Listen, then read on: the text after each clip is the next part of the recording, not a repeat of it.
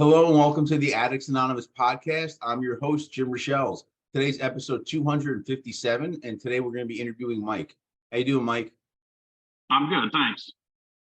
Ready to do this today? Yeah. Where are you from? Well, right now I'm in Florida, but I'm originally from Nauvoo, Illinois. Okay. You live in Florida? Yes, I've lived down here a little bit over 2 years. You like it? Yeah, I mean, it's different. I love the recovery that's down here. There's just, it's called the rehab capital of the world. So there's meetings, treatment centers, everything that you need for recovery. So it's really nice. That's great. Yeah, I heard about Florida before. It's in a lot of documentaries, especially with painkillers and stuff. A lot of the besides the rehabs, a lot of the pill mills used to be down there also. Correct. Yep. So let's talk about you. Tell me about your childhood growing up.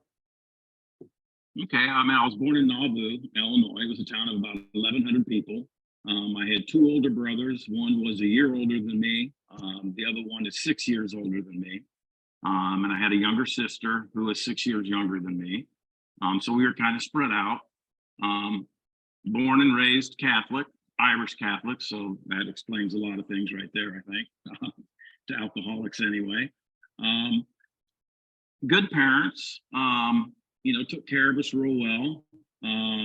No abuse of any kind other than maybe, emotional abuse, being raised in the 70s, don't talk about feelings, don't show your feelings, things like that. What kind of emotional abuse? Well, I wouldn't say abuse, just like I was talking about, don't talk about your feelings, keep everything stuffed inside. I don't necessarily think I would call that abuse. It was a loving family as far as taking care of each other, but showing affection was something that just didn't happen. I mean, my child is pretty good. I went to a Catholic grade school, went to high school. Both my older brothers had gotten into, quite a bit of trouble, drinking, drugging, wrecking cars, things like that. So my parents were kind of used to that when, I got to be a teenager and stuff.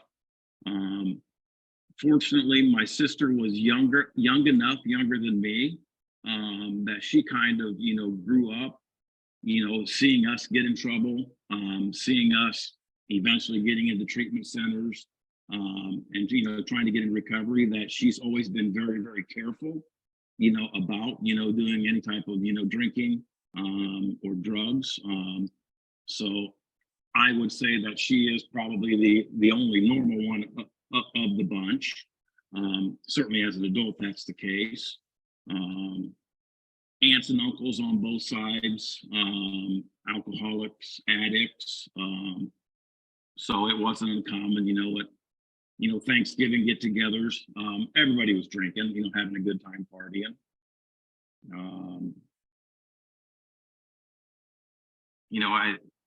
As a kid, we did the normal stuff, that kids do living in the Midwest. Get together, you go to the pool, get high before you go to the pool. Generally that there'd be a party somewhere every weekend that people would go to. Really never got in too much trouble, myself in high school. My senior year, myself and probably about 80% of the boys, we got suspended for 3 days. We got caught smoking pot in the locker room one day. My mom worked at the school, so that worked out really well, for me and for her. What was the first age you ever tried any drug?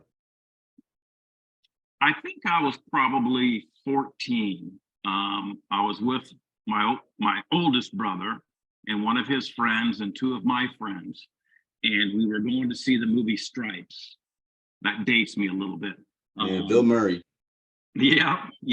And I want to say, maybe I had 3 beers, heading to the movie or whatever the case was. I got sick. So my story is, I've never seen Stripes. So that was my first experience. I guess I was fine, when I got home. because I didn't get any trouble or anything, at that point in time. And otherwise, just kids stuff.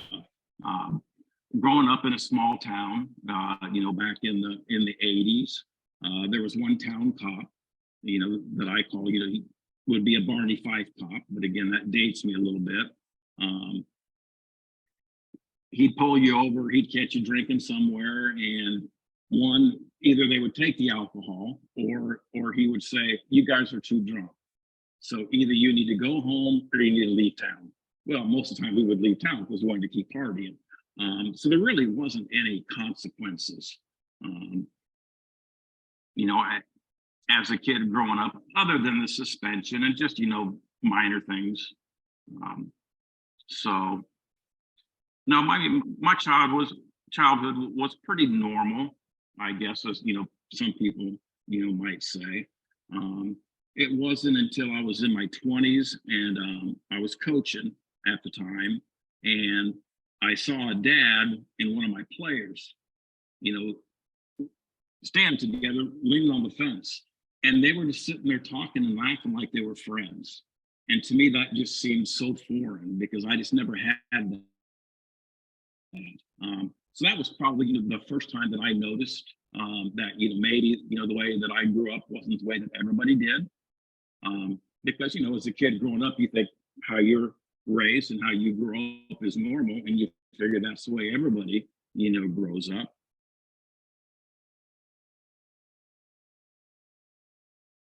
So it wasn't until I see some things, childhood wasn't normal. Yeah, like you said, it sounds like you had a pretty normal childhood. Well, do you remember? Yeah. So you said you were 14 when you first tried pot. What did it feel like the first time you tried it? Do you remember?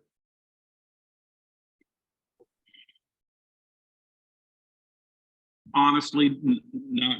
I don't remember a whole lot about the first time. I know, subsequent times that I really enjoyed it. It made me feel at ease, made me feel comfortable. Um, I would say more sociable, but I was never, that shy of a person, growing up. It was just something that, everybody did it. There were two boys in our class that didn't smoke pot. So, they were kind of the outliers. Everybody else was smoking pot, drinking.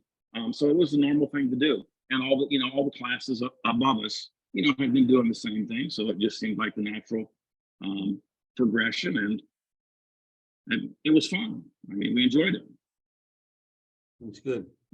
Well, I guess it's not too good enjoying pot, but Well, it's. I think it's okay until you can't handle it. But I have nothing against marijuana. It's now legal where I live. So if you're somebody that can go smoke pot and not be addicted to it, God bless. Same thing with drinking. I have my family; they drink, but nobody's an alcoholic. I'm the only yeah. one that can't. I'm the only one that can't drink. So I'm not anti-drinking, but it's just I'm anti-addiction. Okay, good. So how did you do as far as grades and stuff and like your school career? In my high school, I was an average to above average student. Did pretty well, considering the amount of time that I studied. After high school, I went 2 years to a junior college, and kind of the same thing, was average. I took a year off and worked at a country club, managed a country club for a year. And then when I went back to college, I was probably 22 or 23. And I really took it seriously because I was paying for it. And I ended up graduating with honors, which all of us kids were very smart. There was never an issue, with our intelligence. It was just whether or not we wanted to try. And I was able to do that, partying hard on the weekends, not too much during the week. And in college, really wasn't smoking that much pot. It was just, a lot weekend binge drinking, like college kids do. At any point, did you see yourself developing a problem? Were there any signs now that you look back? Yeah, I got my first DUI, I want to say when I was like 21. And that didn't concern me a whole lot. Of course, I wasn't drunk. I was framed, of course. And then I want to say I got my second one when I was 23, and I went into a treatment center for 30 days, mainly because it would look good on the court, for the court. And at that point in time, I wanted to get sober. And that was really my first introduction to AA, where I was going to meetings, had a sponsor. I actually stayed sober about a year and a half. Over that period of time, I moved from where I was going to school, which was in Iowa. I moved to Southern Illinois, and I kind of stopped going to meetings. But that's when I had a year and a half of sobriety. Well, what they call sobriety. I mean, I wasn't drinking, but I wasn't working the steps. I was attending meetings at the beginning, but once I moved, I didn't go to meetings anymore. And so, my drinking, basically became the same thing again. On the weekends, go out on a Friday or Saturday night with, people from work, get really lit up and go about doing my job, during the week. So at what point in your life did you think that you started having a problem? I think I always knew that I had a problem, but like many other, yeah. Watching my older brothers, going through divorces, and knowing that their alcohol and drugs, were a pretty big reason, for those, things to happen, bankruptcies, things like that. So I kind of knew. I just didn't really want to do anything about it. I was an avid runner, and I was a teacher and a coach. So I was busy. And it really wasn't until I severed my Achilles in my early 40s, and my running went away. I could still run, but I wasn't competitive anymore, whether it was because of my age or, the Achilles. And that's when my drinking became daily. So you didn't really have a problem till later in life? No. Or significant problem? Yeah, I would have been what you would call a functional alcoholic. Say that one more time? What people would call a functional alcoholic. Yes, I would drink alcoholically on the weekends, but then I wouldn't during the week. And it just didn't cause me problems for years. Yeah, I was a daily drinker, but I drank mostly at night when I got home from work. So yes, that's what I became after my Achilles.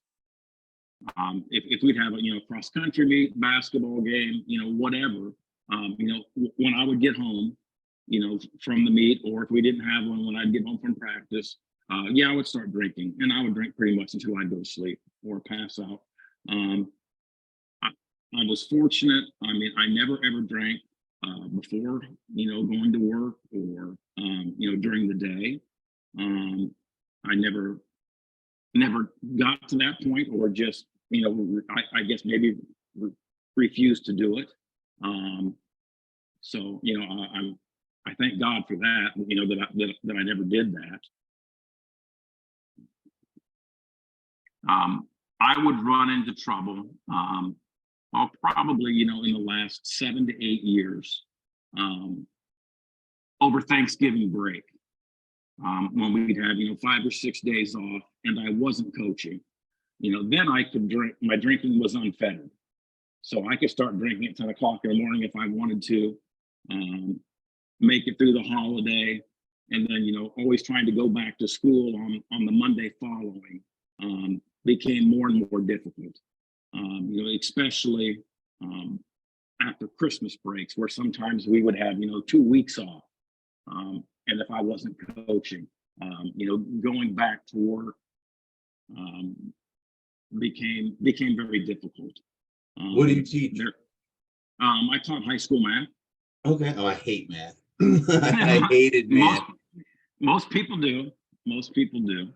The So only thing I didn't get was there comes a certain point where some of the math that they're teaching you, it's just not going to be applicable in life unless you're going to be like a mathematician, a scientist, an engineer, stuff like that.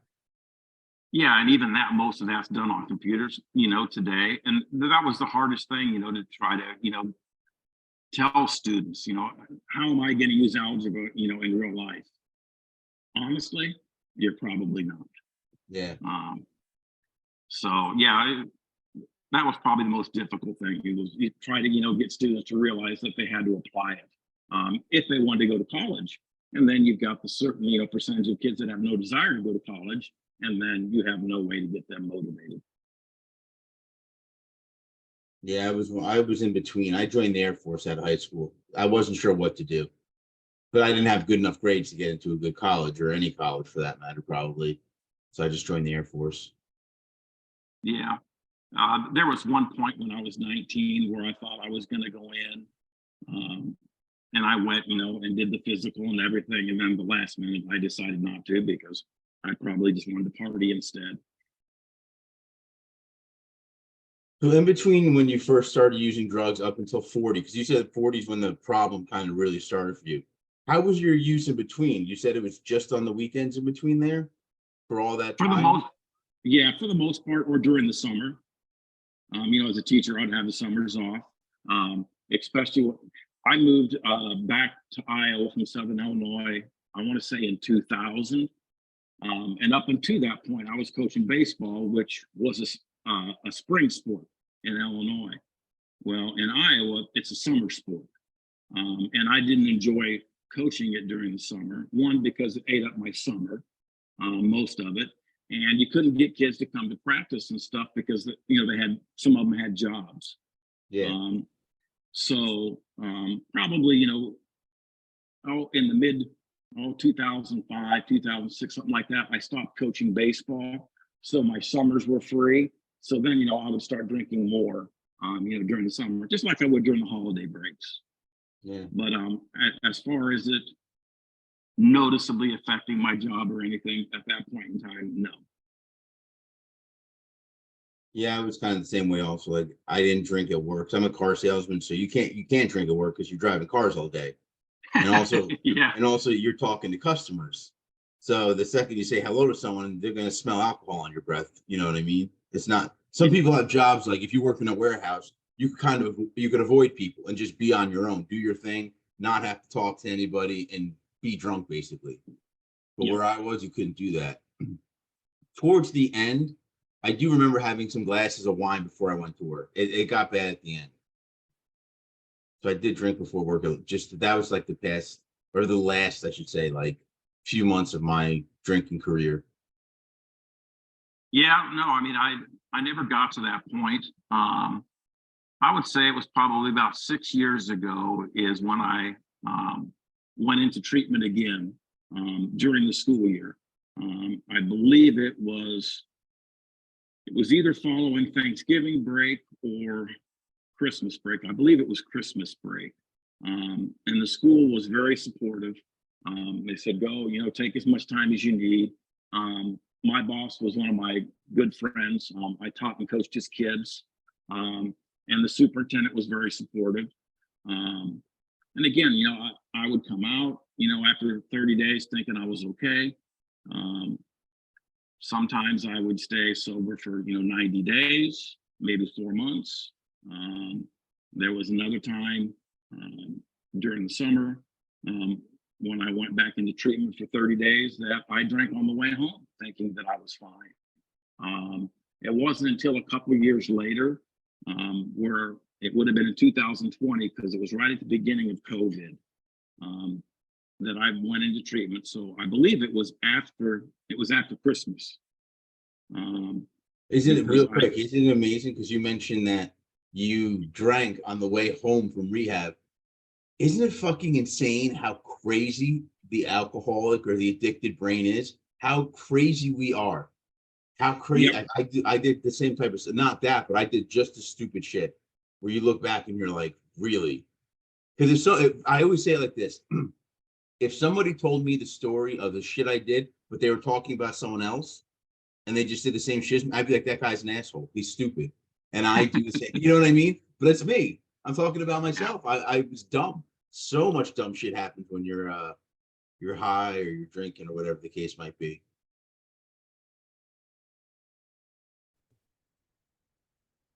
All right. So we were talking about, we had some technical difficulties for everyone that's listening. So going back, we're talking about, once again, you were saying you went into treatment around the time of COVID, which actually is me too. I went in March of 2020 when it first broke out.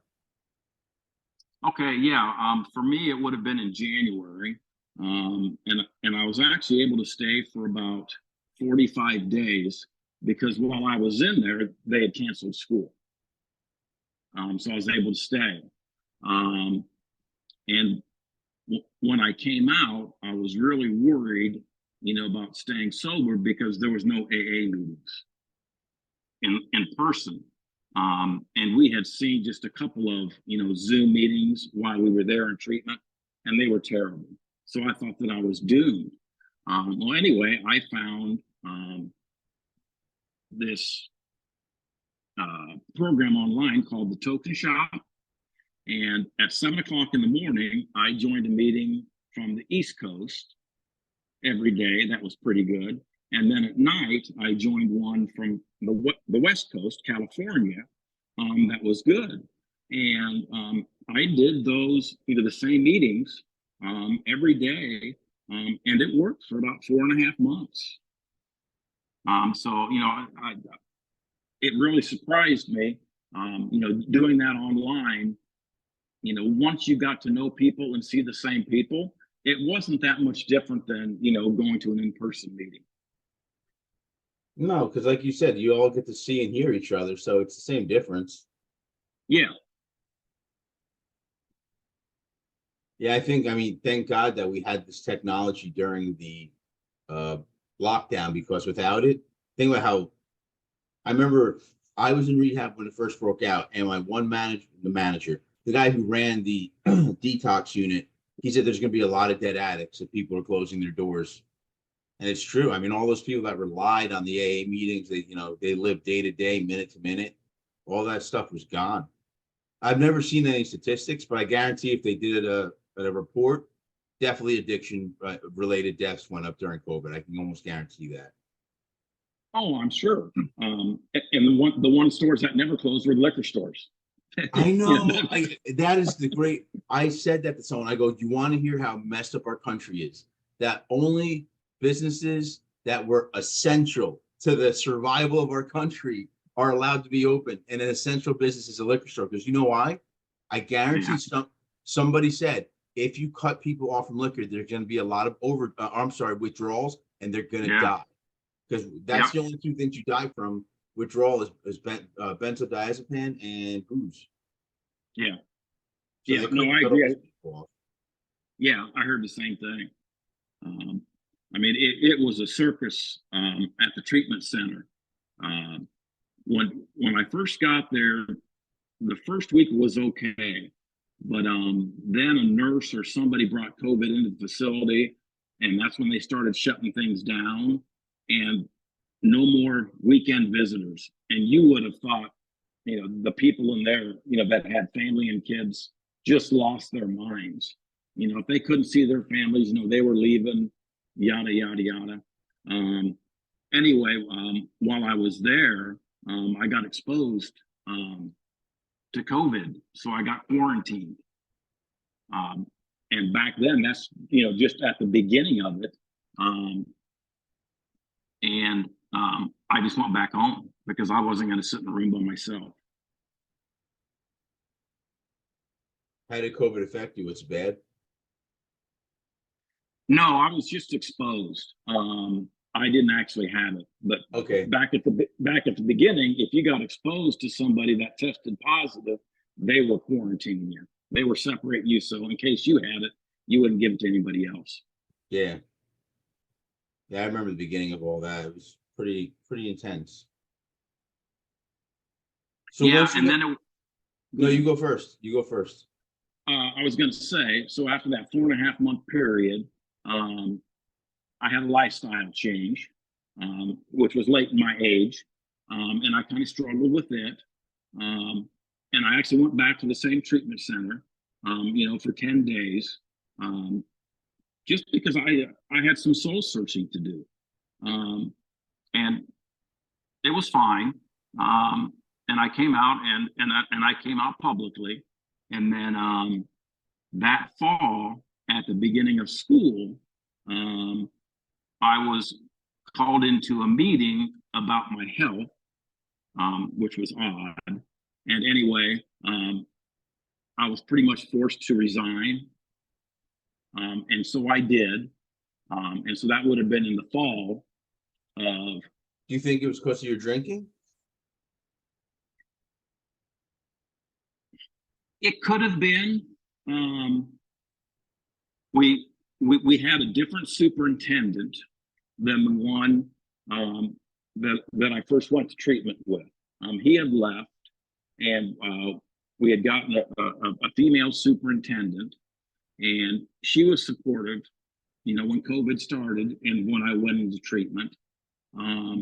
So I don't know, if come that fall that they had decided that was the case. I know it was a smaller school district. So we would share sports with the Catholic school. And I was coaching some sports at the Catholic school. And I know they had a real issue with it. So as opposed to, going through all the headaches and what have you, I resigned. And that's when my drinking really, really got out of control. So tell us about that getting out of control. Well, I remember walking out of the meeting, and I was with, the president of our union, and I was good friends with her. I taught and coached her kids, for years. And we walked out, and she says, "Mike, I am so sorry that happened."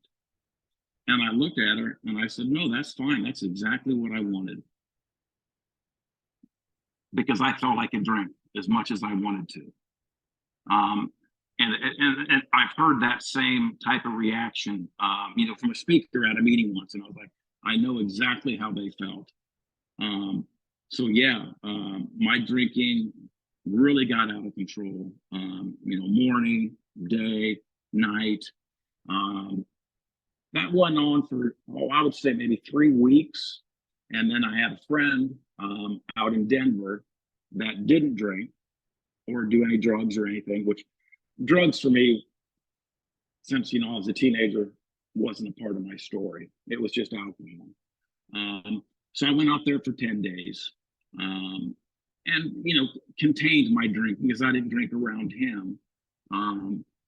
And then I came back and went right back at it again, ended up in a treatment center. And then for the next, that would have been in October. So I was in treatment in November, and then again in December. And then in January, I went from one treatment center to the next, and I got COVID in that treatment center. So I went home for 2 weeks until I tested negative.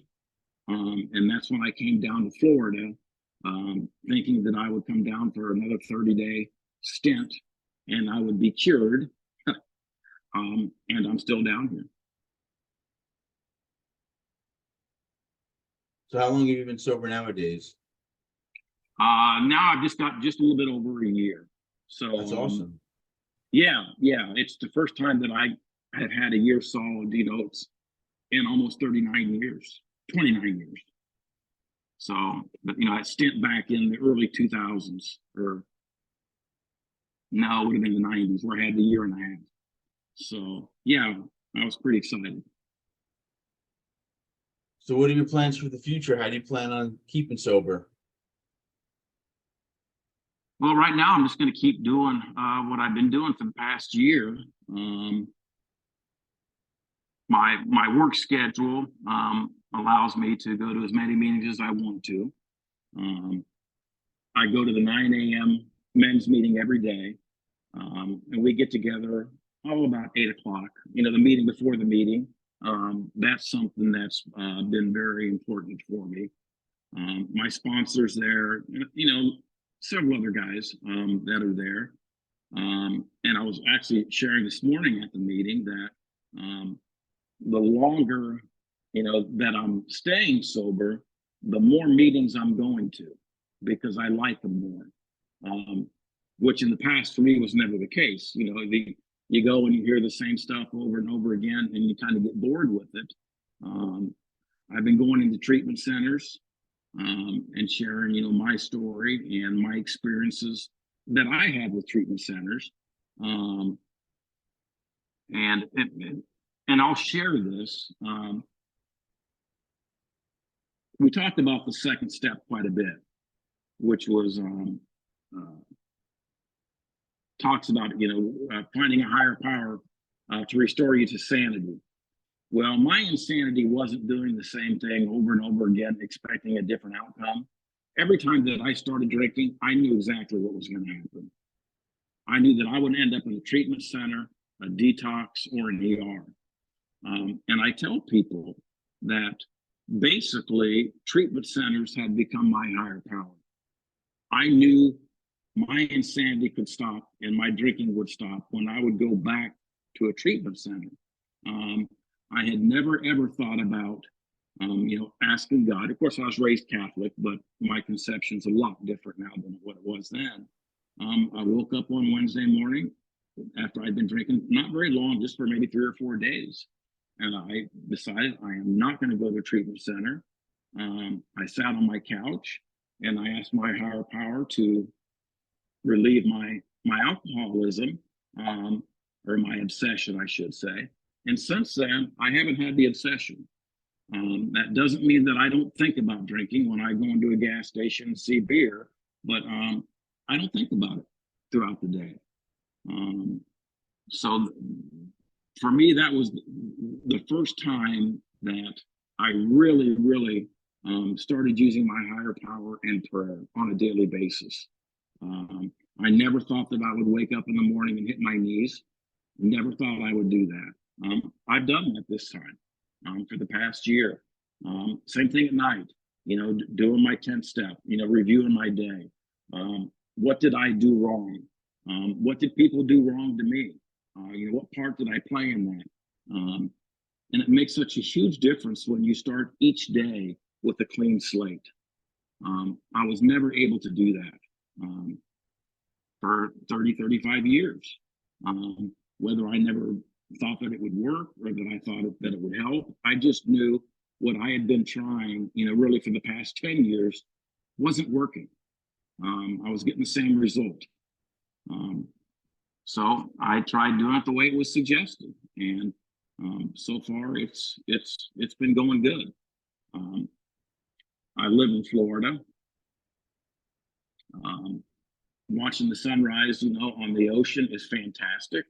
When I was in treatment, they would get us up every morning and we'd go out there and watch the sunrise. I did that every day for 90 days. I can say in the last 6 months, I've not been to the ocean once. So I'm not staying down here because of the ocean or the lack of snow. It's the recovery. It's called the Oasis Club, if I can plug them out, if I can or not. But and I tell them weekly, I thank God for finding the Oasis Club, because the part of Iowa and the Midwest that I was in, recovery was not a priority. I could go down on a Friday night to the 7 o'clock meeting, and there may or may not be somebody there to open the door. And that's when you get a case of the ethics. And you go, no meeting, I'm going to go drink. You'd have 4 or 5 people that were regulars, that were old timers. And then you'd have, a few stragglers come in. And I just never had any success there. Here, I can go to a meeting if I wanted to 6 times a day, and that's just at the Oasis Club. That's great. Yeah, Florida's like the mecca for rehabs. It is. And then the flip side is it's also the mecca for relapses. Yeah, this is true as well. Yeah, I mean, there's a reason why there's so many treatment centers, because people use them. people need them, and even myself, I abuse treatment centers. You know, that was my way to, you know, stop the insanity. So what's life like for you nowadays? It's good. It's basically what I just explained to you. I'm an Uber driver and Lyft driver. I work for a private driving company out of Port St. Lucie. He keeps me busy, depending, you know, maybe 3 or 4 days a week. You know, I'll get a job for him, which is a couple hours. If I want to, I'll get up early in the morning and I'll work from like 4 a.m. until like 6:30 or 7 when the traffic gets heavy. I can stay busy working, and then I pretty much got the rest of the day, you know, to do whatever I want as far as recovery goes, for the most part.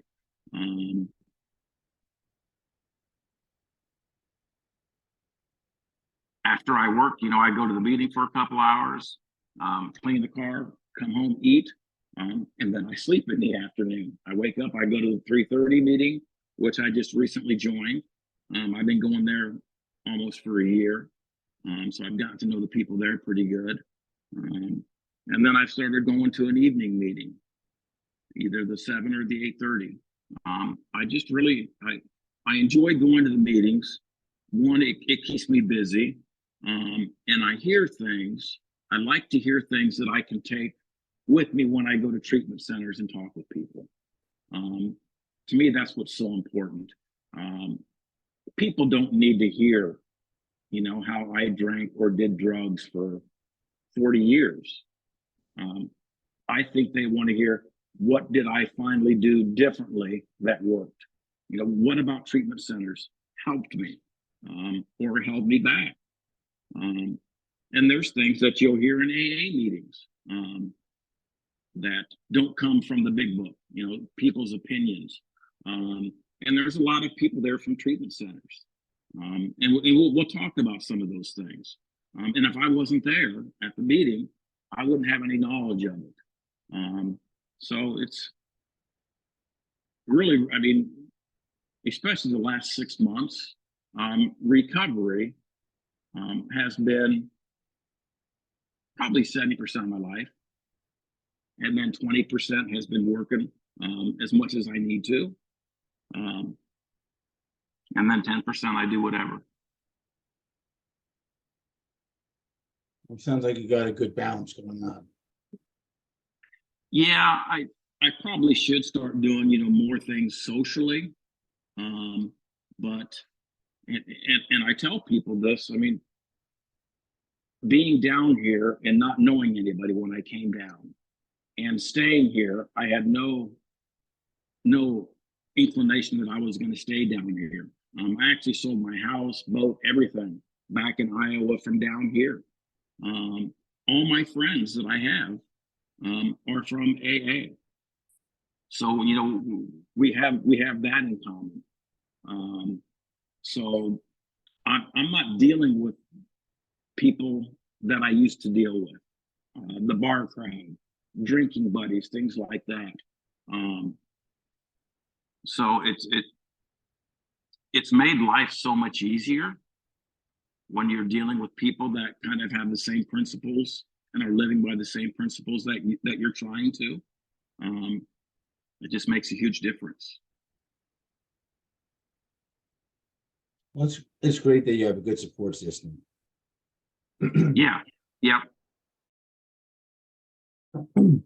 I think that's one of the things that lead a it's lot great. of people to I've shared this at home. Oh, it's been about. I didn't say hear again. that. I didn't hear the end of what you said. Oh no, I was just saying it's great how people have each other for the support. It's good to have a support system in place. Like you said, you have your meetings, you have friends, you have the support system. God forbid anything happens. A lot of people don't have that, and that's why they fail, I think. Yes, and I think that was one of the issues I always had back in Iowa. Just because, you know, the meetings were so scarce and they were so small. And I've shared this at meetings. I went back home a month ago. My mom had cancer, and I was up there for about a week, and I had people from down here texting me, calling me, checking on me every day. And then I say, I've been down here for 2 years. You know how many people from back in Iowa have contacted me since I've been down here? None. None other than family. And yeah, it's disappointing, but in the same turn, it makes me realize, the friends that I have down here now. And you're right. I mean, to me, it's sure there's the big book, there's the 12 steps, but to me, it's the fellowship that has helped me the most. Having those people that care about you, that truly care about you. And I've been out twice, drinking, since I've been going to the Oasis Club. And you go back, nobody says, hey, what happened? And I've heard, people talking to their sponsors is, I just don't know why I drank. And the sponsor says, well, I can tell you why you drank. And the guy looks at him just completely oblivious, is, you're an alcoholic. That's what you're supposed to do. It's a miracle when you don't drink. And people having that kind of an attitude when you come back makes it so much easier. At least for me, it did.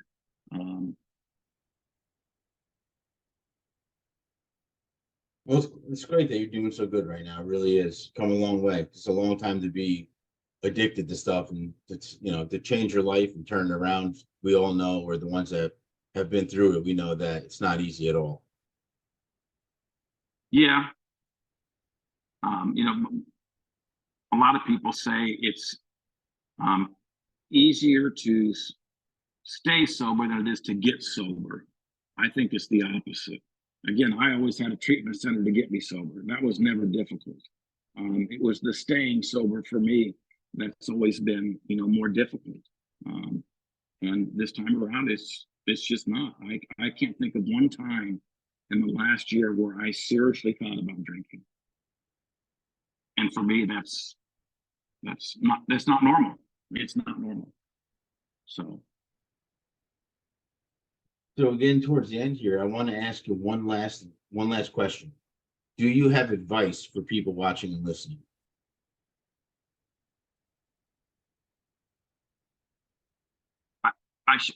I share one quick thing about treatment centers, and I would never bash on a treatment center, but it's probably been 6 years ago that I was in a treatment center and we were in a meeting, in a group, and the therapist, the leader, said that treatment centers are here to get you sober, not keep you sober.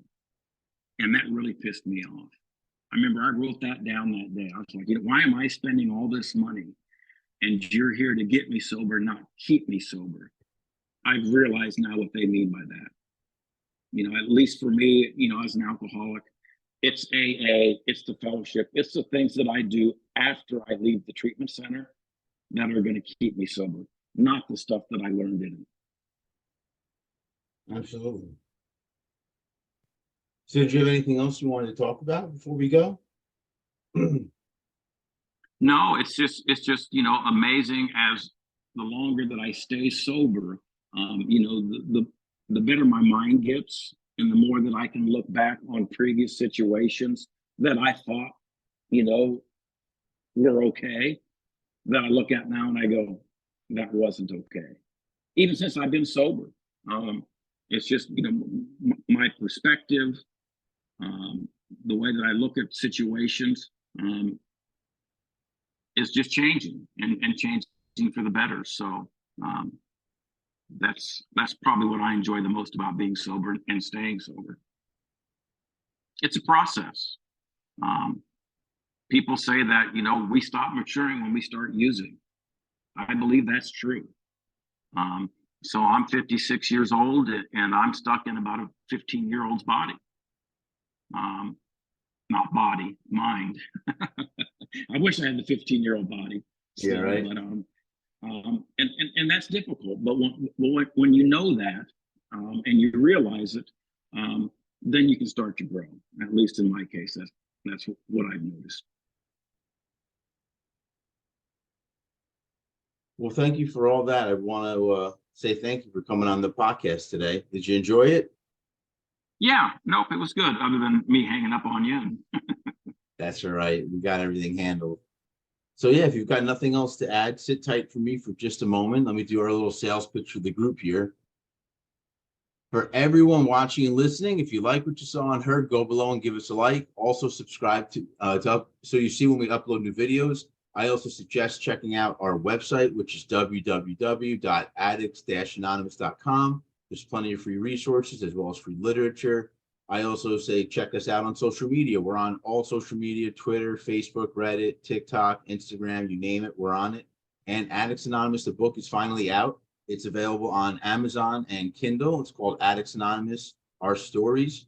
So that's now available. And in the future, it'll be available on things like Target and Walmart and other platforms. But for now, it's just available on Amazon and Kindle. So I hope you guys enjoyed today's podcast, and we'll catch you next time.